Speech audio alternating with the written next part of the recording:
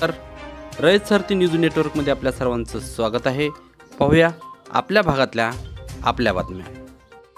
कोल्हापूर, सांगली, सोलापूर जिल्ह्यातील असंख्य बहिणी राहणार मुख्यमंत्री माझी लाडकी बहीण योजनेपासून वंचित। डोमिशियल प्रमाणपत्र, महाराष्ट्र राज्यातील जन्म दाखल्याची अडचण। महाराष्ट्र राज्य शासनाच्या वतीने 1 जुलैपासून मुख्यमंत्री माझी लाडकी बहीण योजनेला सुरुवात झाली आहे। मात्र यासाठी आदिवास म्हणजे डोमिशियल किंवा महाराष्ट्र राज्यातील जन्माचा दाखला हे कागदपत्र लागणार आहे।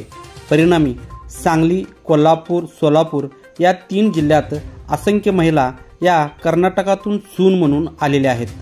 त्यांचा महाराष्ट्र राज्यात जन्म नाही किंवा त्यांचा डोमिशियल दाखला निघू शकणार नाही। त्यामुळे किमान सांगली, कोल्हापूर, सोलापूर या सीमा भागातील महिला भगिनींना या योजनेचा लाभ घेता यावा यासाठी डोमिशियलची अट शिथिल करून किंवा त्यांच्या पतीचा डोमिशियल दाखला स्वीकारून या योजनेचा लाभ देण्यात यावा अशी मागणी होत आहे। रयत सारथी वृत्तसेवेसाठी सुनील संगपाळ।